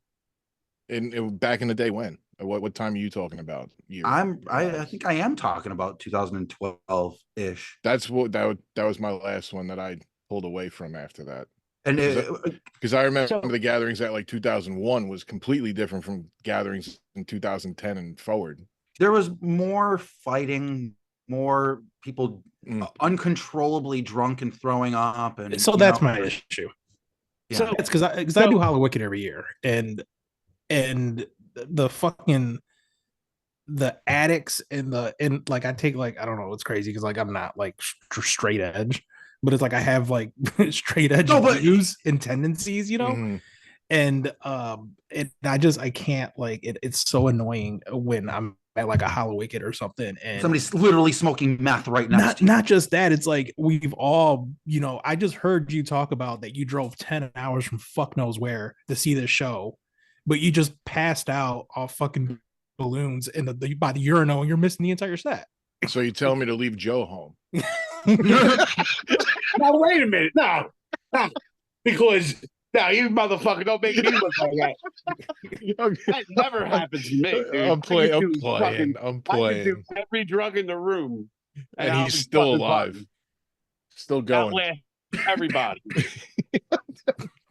But and I'm sorry, like what you're saying is like fucking me up because the not millions, but the thousands that have concerts that I've gone to, I don't think I've ever stood next to anybody smoking meth or crack or shooting up. Oh, I've seen go it. to the Are you gathering. serious? There's a bunch of juggalos And I go to nothing but heavy metal and stronger music. And I've never heard anything like what which is you crazy, just- right? So yes, right? Because I do have that background with like I was a hardcore kid growing up. I was a metal kid growing up. Like I've gone to like I've seen some crazy shit at like Harpo's, right? And it never experienced that, right? But fucking anything where the clowns are involved, it's like, wow, how did you manage to get PCP? Right? Like No, I'm not an ICP guy. So I mean, do they think about it? No. Do they what? Do Think they, about like, it. think about doing No. that? Or No, but PCP or it's just okay. You know, it's a very similar thing to the death match crowd, and that people that are going to this, they're we all got our shitty lives, our shitty 9 to 5. Somebody in our life is bossing us around and telling us to go from point A to point B.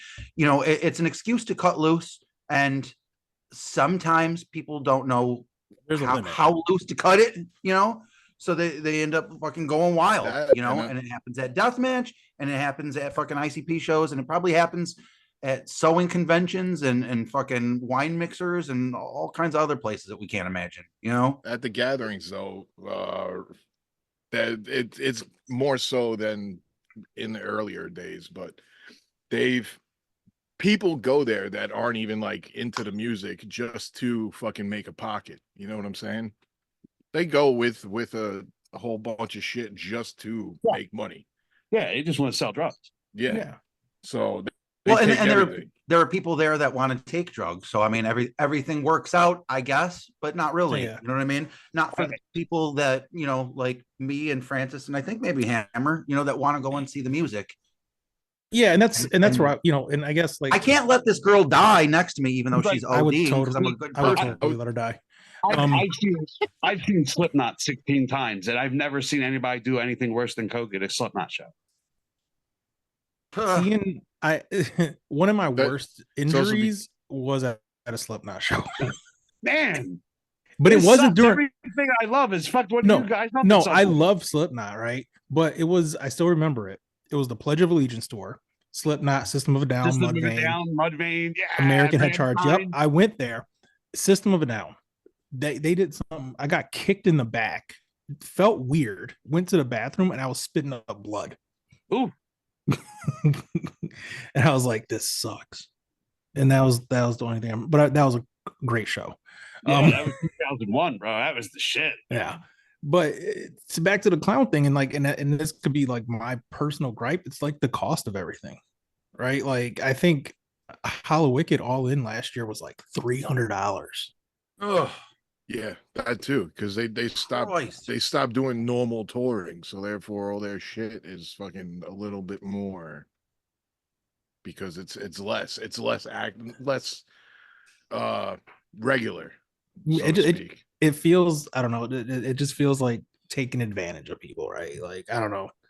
And what people decide to do with their lives and their money, it's entirely on them, right? But when the last year the venue for Hollow Wicked was fairly close to where I live, so I drove past it every day.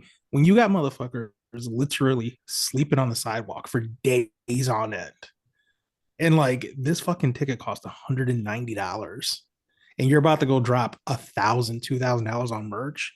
Live better, bro. That's all I'm saying. Like, you don't got to sleep on a sidewalk for 4 days. Yeah. Some people do it though. That's It's something I never fucking did. it ain't that serious. Nah. No, but Juggalo life, a lot of people do take that shit serious. flipping merch like that. I mean, you can come up on, if you do it right, you could pay it like a fucking month of your fucking rent. You know what I mean? I remember when whatchamacallit, they did the Hollow Wicked tour and they hit Worcester, Massachusetts. I bought the custom because they only did like 10 customs for each city that they were in. So I bought two. I bought one for myself and I bought another one to flip, and I sold that shit the same night for like $400. Here's some funny actually. I'm gonna keep my camera on so you see I don't go far. I don't go. Look at that! Look at that fucking liquor cabinet. Usually I can't Hammer wait to has see to what that take a is. piss break. He might have to take a fucking handle break. But I just literally stepped away, right? This is the bag from Hollow Wicked last year, right? This is where it was at the Masonic Temple. Yeah. All the merch I bought that night is still in this bag from this night. I never pulled it out. It's Until like, now. yes, like This is the special feeling I like. This is an exclusive like, right here. Like, but this is just like I in the moment I was like, I need all this. I bought it. Guy came home, threw it on the back of this chair, And just left. And just like there's the single they give you. Like, it was like, What, Francis, was that one of the the horror Joker's card shirts? no, this, I don't know what the fuck this is. I don't even remember what I bought.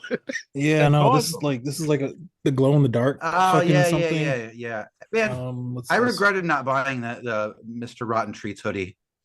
This is like a vampire thing. I don't fucking know. Yeah, it's all right. Wait, what's this? I don't even know what this is. Yeah. Wow, wicked. But yeah, like that's, I mean, these are fucking like $30 a pound. It's like 100 and fucking, $20 just sitting in this bag since last October. Like, I didn't give a fuck. So Flip that, man. That's one thing that they were always good with is fucking merchandising.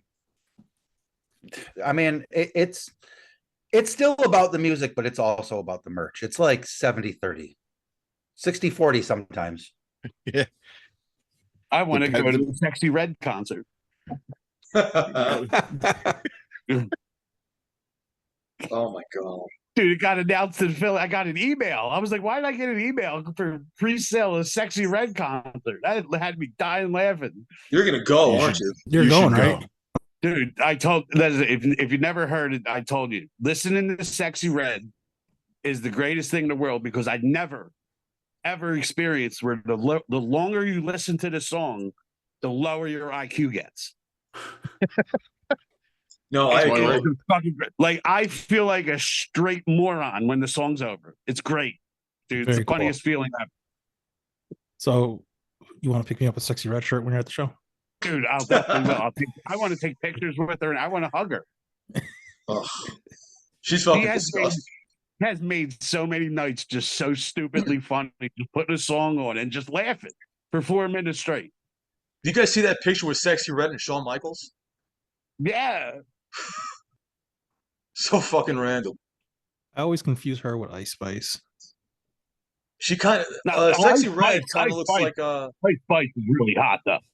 Sexy Red looks like what's that that rapper like Lil Yachty or Wow. yeah or Yeah, dude. what's the other one? Not Kodak Black, but Anybody ever tell you you look like a male rapper? Like, she's probably a dude, but we don't know. We don't. Yeah, we don't Bro, we don't know. man. Don't know. You never know. Never know. There is definitely some hot rap broads out right now, though. I ain't gonna lie. Richard's like, I've never seen Sexy and Kodak in the same room at the same time. I'm just saying. No, they never performed the same song either. Right? Yachty and Sexy Red have never been on the same track. They could be the same person. Oh. Yeah, not for me. Not for me. But I fucking can't. Let's look at this back to wrestling. Guys, I gotta know something. Sure.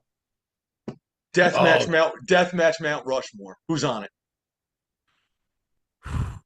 They just fucking. You're gonna ask them. You're gonna ask them this question. Oh yeah. We just got hit with our own shit. Is it like, are we getting 2-2 or are we getting 4? What are the parameters of this Each person game? Any honorable mentions also? I can probably get it done in 5. It's funny because I've purposely never tried to prepare this list for myself. Do you want to go first, Francis? No, I'm thinking. he's in thought. Yeah, I'm just going to talk it out right now. I believe wholeheartedly that you have to put Terry Funk on there. Agreed. Because I know that, some people say, like Bruiser Brody and that kind of brawling style in the crowd for sure is what gave you ECW. You know what I mean?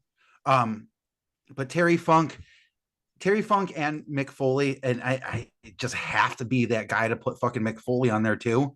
And I don't love it. You know what I mean? Like I wish I could just say Terry Funk and not put Mick Foley on there, but Terry Funk brought Mick Foley into the fold, and Mick Foley is the gateway drug to deathmatch for anybody that's getting into deathmatch wrestling. I'm saying that probably up to literally right now, because I think that the younger generation is going to get into deathmatch wrestling through Nick Gage, and Nick Gage is my number 3. And that's nothing against Mick Foley, but I think that not that his legacy ends and Nick starts, but Nick is like a folk hero. You know what I mean? Yeah. Like that you can't. No, because exactly what you meant. Because when he literally died for 8 minutes in a death match, where it's really just the name of the match, exactly like a folk hero, like it actually. It's the stuff of legends, and people will hear those stories before they even see Nick Gage, before you even discover that Nick Gage wrestled regular ass wrestling matches. You know what I mean? The fact that Nick Gage had a feud with Lufisto still blows my mind. You know what I mean? I was there. But this fucking guy, hold on. I'm working on. Are you kidding me? No, I'm not at all. And then the two. I've been friends with Mondo for 20 years. And like I said, I have to. I really wish that I could put Necro on there. I really wish I could, but so like I said, I have to get it done with 2 more spots. And I've gone on record by saying that they're my favorite deathmatch wrestlers, period. Masada and Mickey Knuckles. And I can't say who's the 4th or the 5th. They're interchangeable. With Masada, even just the other night at XPW, he beat the living fuck out of Redacted. You know what I mean? Watch anything Masada's ever did, and Masada getting set on fire and then wrestling another fucking match after that is just insane. Masada is a different kind of monster, and he doesn't start off matches. He's not going to fucking tube. He's going to make you fucking wrestle. You know what I mean? You're going to have to fucking grapple him up in a fucking hold or something before he's going to let you death match with him. And it's almost like not like a Nick Gage, but it's like a prison thing. You know what I mean? Masada's going to make you work for it. And Mickey Knuckles, anytime Mickey Knuckles is on TV, she's entertaining. You know, whether it's a comedy match or the bloodiest, most brutal fucking death match, there is none better than Mickey Knuckles. So there we go. Right. I like it. All right. No. Francis.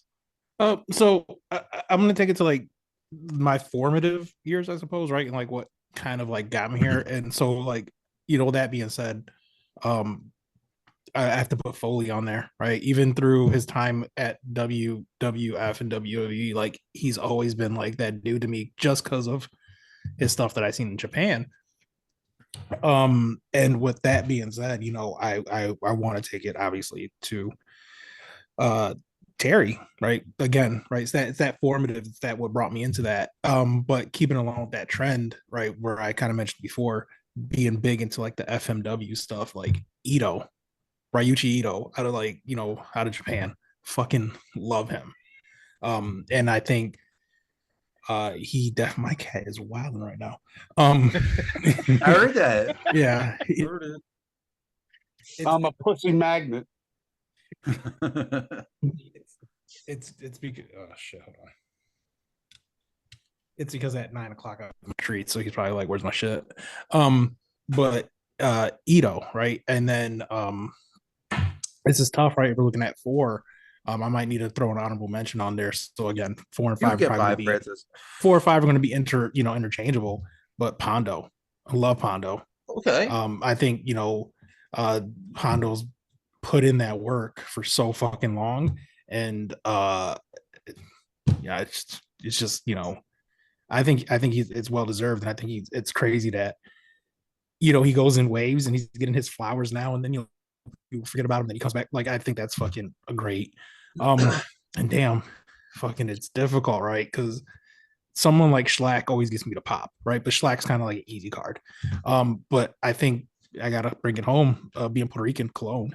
I love Alex Cologne. Oh, okay. Wow. Okay. All right. Bad.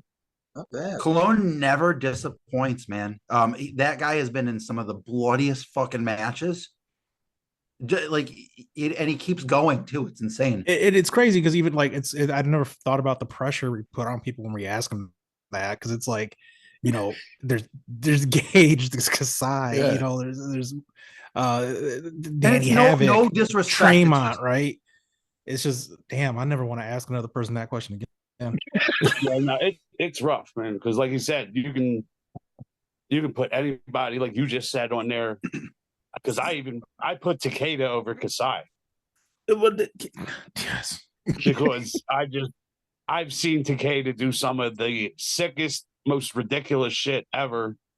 Actually got to drive him around Chicago, which was another fun ass thing. And yeah, dude, Takeda is on mine without a doubt. I don't know. He's just, every time I see him, it's special. I love the fact that you brought up Ito, though, because Ito was literally the last Japanese legend that I got to see live, and it was just because of GCW a couple months ago. Dude, I saw that and I was like, man, I have to. Like, I love Ito. Like, look up and I know it's user generated, but like, go on Cage Match. Ito has wrestled so many fucking matches. Dude, I'm a cage match nerd. I got you. Dude, Ito has been in so people will be like, oh, Murdoch's wrestled X amount of matches. Like, yo, no, Ito. He's been around. He's been around. There's months that they wrestle 12 to 15 times a month. Dude, yes, I love Ito. And I like Ito was one of those guys that like I remember seeing so much of when I was big on like finding clips on YouTube from Japan.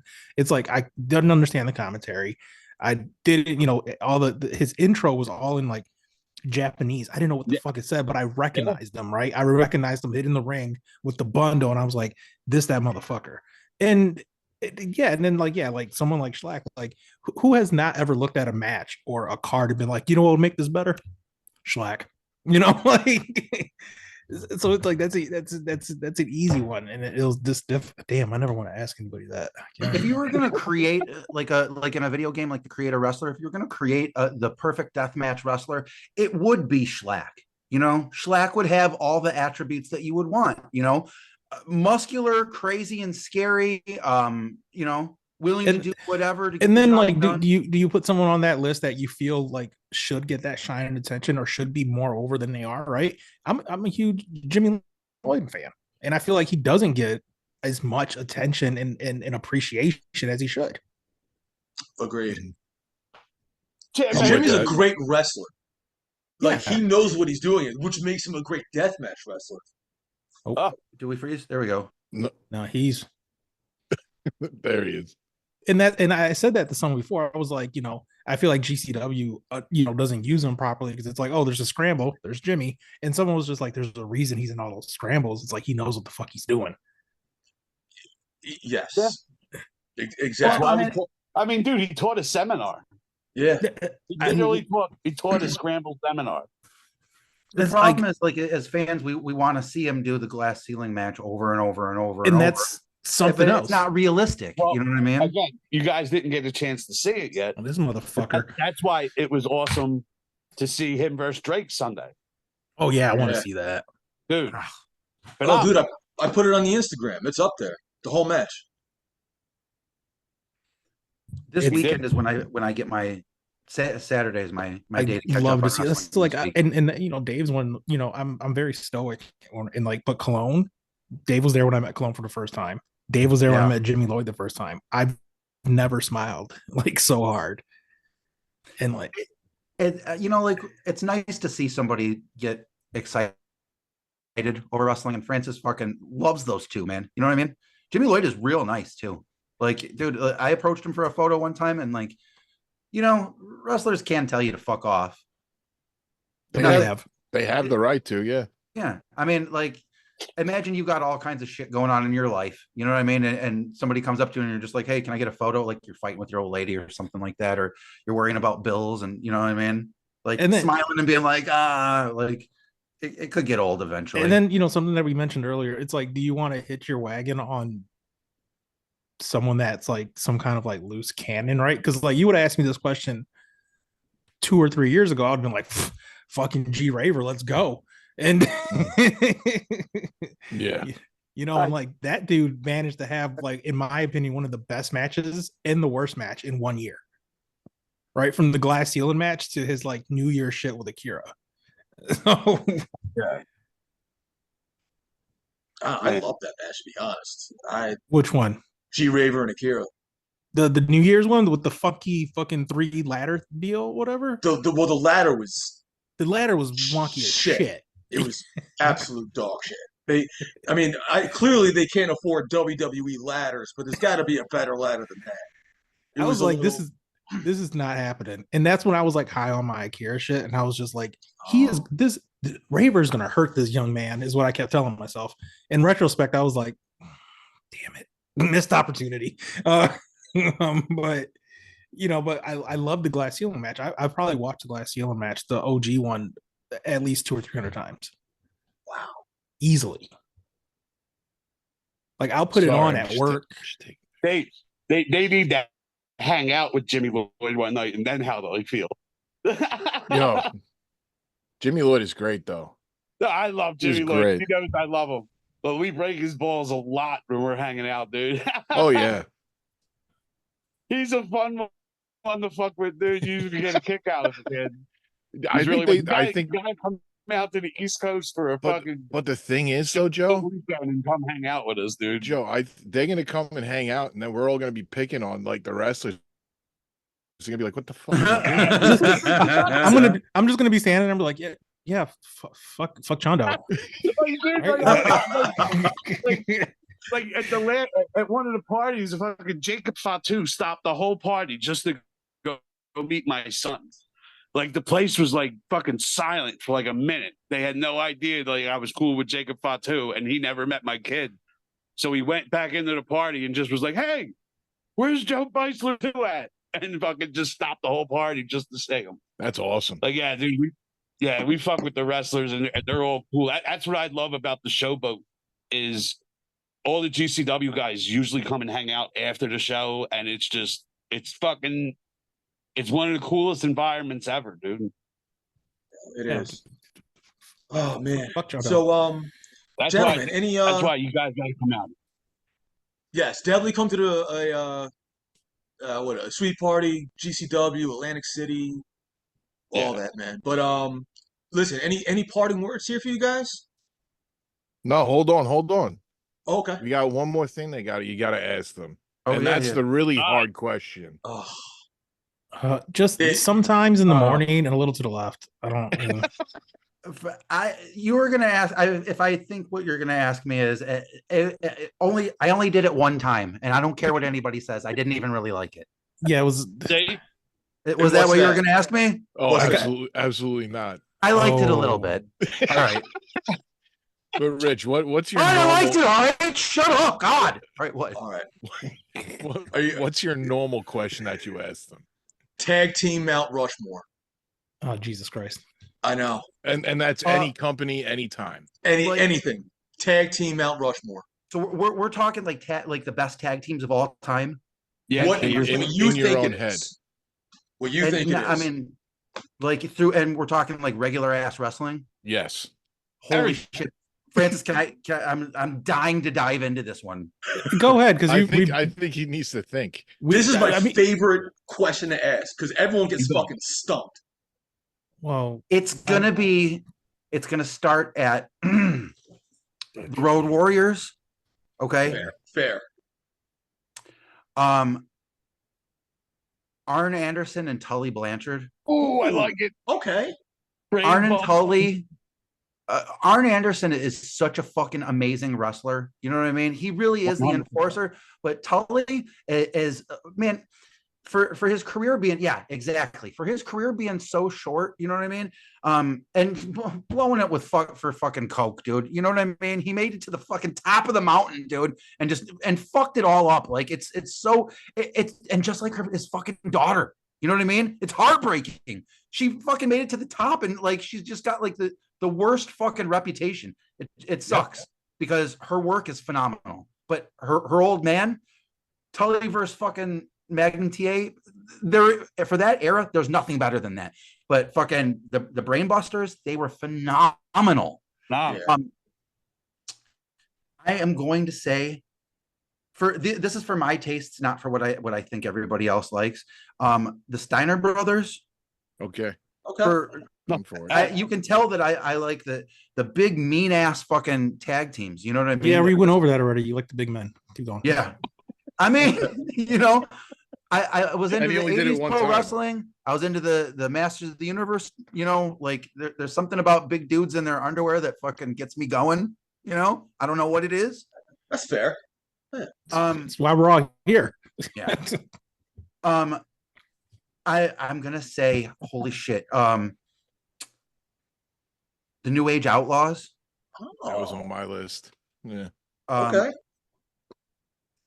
And that's for sports entertainment. You know, like Road Dogg, he only knows 3 moves. He'll be the first one to tell you. But Billy Gunn is a way better wrestler than people give him credit for, and they're so entertaining. And they can brawl. And I mean, what can't they do? You know what I mean?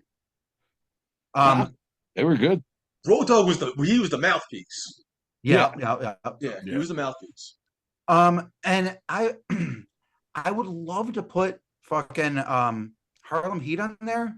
Okay. But if I can be real, Booker T is like so much better than Stevie Ray ever was. Like Stevie Ray, he fills a role, okay? But there's a star in that group, and then there's John Oates, there's Art Garfunkel. You know what I mean? Like I hate being that way. You know what I mean? I want them to be on that list, but Booker T is the fucking star. So that's it. That's different though, because he didn't really put any ECW tag teams on. No Dudley Boys, no Sabu Van Dam, no Eliminators. Wow. All right. Yes. Put them in the fucking rings. Oh man, Dudley Boys, goddamn! Like you made me think about Dudley Boys now, and I'm sorry. I hope this doesn't piss anybody off. I would not put the Eliminators on there. Eliminators were good. The Eliminators were awesome to watch, but man, they don't stand the test of time against those other teams. No, Did I just make an enemy? I'm sorry. We're just Saturn fans now. Oh God damn it! Ugh. I mean, Sabu Yo, and when I can RVD. When I can get a GCW show to start chanting, put them in the fucking rings for no reason, I did something right. No, I mean, Dude, that whole sucks. place you chant and put them in the fucking rings and TOS. It sucks because fucking dude, Cronus was awesome, but Cronus was awesome in XPW. Yeah. Cronus wasn't so awesome in ECW. No. No, like I said, it's all a big thing where we just did the whole Saturn thing. It's like a goofy shit that me and my son started. Now everybody's like trying to get into it. I love it. I love that it's spread like the plague. I feel bad. I totally not disrespecting fucking the Eliminators. Man, if anything, and which Dudley boys though? That's the question. It's going to be Big Dick and Dances with Dudley, right? Oh, yeah. Those are the two Dudleys. Yes. Yeah, And then maybe Dudley. Yeah. I was gonna say you don't want Dudley and Sign Guy Dudley. Sign Guy Dudley. You got to have him there, and then obviously Gertner's got to be there too. Yes, with the neck brace. Of course. If it's not a cheetah neck brace, then I want my money back. Yeah. I don't know. I literally don't understand why people don't do that gimmick more, like the Cowboy Bob Orton or the neck brace. Like there should be somebody in wrestling right now faking a fucking arm gimmick, like they're on crutches or something. Like the fact that it's not just shows that we're in the decline of wrestling. So, Francis, did you have enough time to think? Okay, so I'm about to say something. Like it's a deep question. Well, yes, I'm about to say something wildly controversial. I actually know what this is too. I'm not a huge like tag team fan. So like you just lost a whole bunch of followers tonight, Francis. I don't fucking shit our bed. Don't care. No, I'm not like dissing on them, right? I just never been like but after I listened to you guys have conversations, right, I started going through like I love the Dudleys. Like the Dudleys, I'm a huge fan of. And in retrospect, I'm like, yeah, I guess I liked that tag team, right? And as cliche as it sounds like, I liked the Hardy Boys, right? I liked the flippy shit. And he mentioned the New Age Outlaws, and I was like, I do have very fond memories of like Road Dogg, like on the mic, So it's like, and Francis, what about Test and Albert? You know what I mean? Remember that? Well, that's so that at the think about Albert's nipples, Francis. Well, here's like I had to in my head like separate tag teams from like stables, Okay. And that's where I was like, I have fond memories of like stables, but like tag teams, I've never been like a huge fan of like tag teams. Like, and then like as I'm thinking, I'm like, wasn't like Eddie and Chavo in a tag team like for some point in time? Like during the SmackDown, when Heyman was doing the booking. Yeah, Eddie and Chavo. Yeah, and like I think that plays into like some more of that like I don't know, like I don't want to say flippy shit, but it's like I think I've touched every part, like the Dudleys with the hardcore shit, the Hardys with the flippy shit. I don't know. I'm just like some tag teams bore me. Motor City. All right, that's it, guys. As far as modern teams, Motor City Machine Guns and Styles and Daniels, man. Wow. What about the Briscoes? No better than that. They were ridiculous together. Briscoes. Oh, yeah. I mean, goddamn, dude. I know. I think my issue is team wrestling is still alive. It's hard to remember them all. Believe me, we've all done it. I think my issue somebody with tag teams is always like I like to focus on one area, and like tag teams, the shit just starts flowing all over the place, and I'm like, and it becomes even worse when you start adding like deathmatch into it. Friends, you kept saying about you like flippy shit. Two of my favorite deathmatch.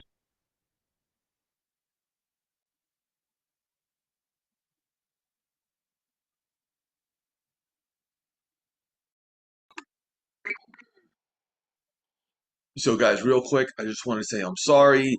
The podcast got cut off at the very, very end of when we were recording. My internet decided to reboot out of nowhere. You guys didn't miss much. We're at the end of it anyway. I just want to say, I'm sorry about that. We got more good things coming. We appreciate every single one of you. We love you, America. Peace out.